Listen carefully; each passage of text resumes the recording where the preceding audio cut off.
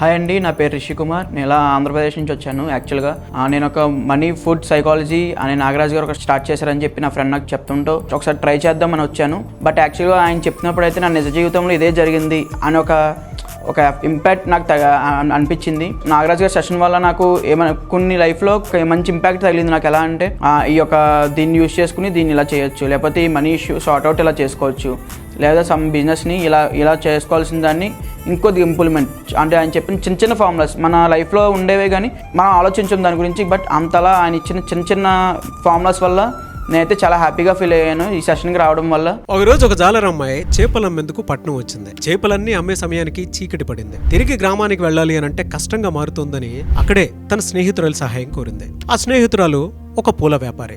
వెంటనే ఇంటికి తీసుకుని వెళ్ళిన తర్వాత ఆ పూల గదిలో పడుకోమని చెప్పింది. సుగంధ పరిమళాలతోటి మంచి వాసన వస్తుంది. ఆ వాసనకి నిద్ర పట్టక అటు ఇటు తిరుగుతూ అవస్థ పడుతుంది ఆ జాలరి. వెంటనే ఆ పూల వ్యాపారి ఈ విధంగా అడిగింది, ఏమైంది, నిద్ర పట్టట్లేదా అని అంటే, ఆ వాసన నాకు కొంచెం చికాకు పెడుతుంది, కాస్త నా చేపలు పొట్టిస్తావా అని అడిగింది. చేపలు పొట్టివ్వగానే దాని మీద కొంచెం నీళ్లు చల్లి ఆ వాసనతో ముక్కు దగ్గర పెట్టుకుని ఆ రోజు రాత్రంతా గాఢ నిద్రలోకి జారిపోయింది. ఇదే కథ నేను మీకు ఇంకోలా చెప్తాను.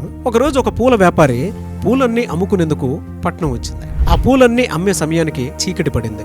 తిరిగి గ్రామానికి వెళ్ళాలి అని అంటే కష్టంగా మారుతోందని అక్కడే తన స్నేహితురాలు సహాయం కోరింది. ఆ స్నేహితురాలు చేపలు అమ్ముకునేటువంటి వ్యాపారి. తన ఇంటికి తీసుకుని వెళ్ళిన తర్వాత ఈ పూల వ్యాపారికి ఆ వాసనతోటి నిద్ర పట్టక అటు ఇటు తిరుగుతూ అవస్థ పడుతుంది. అదంతా గమనించినటువంటి ఆ జాలరి, ఏమైంది, నిద్ర పట్టట్లేదానంటే, ఈ వాసనకి నాకు కొంచెం చికాకు పెట్టేలా ఉంది, నిద్ర పట్టట్లేదు, కాస్త నా పూల బొట్టిస్తావా అని అడిగింది.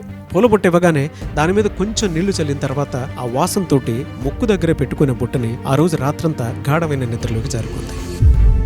ఇప్పుడు చెప్పండి, వీళ్ళిద్దరిలో ఎవరు గొప్ప అనంటే ఏం చెప్తారు? ఎవరి వృత్తి వారికి గొప్ప, ఎవరి పని వారికి గొప్ప. మీ పనే మీ బలం, అదే మీకు ఆదర్శం. మీరేమంటారు? మీ అనుభవాన్ని కింద కామెంట్ బాక్స్ లో షేర్ చేయండి.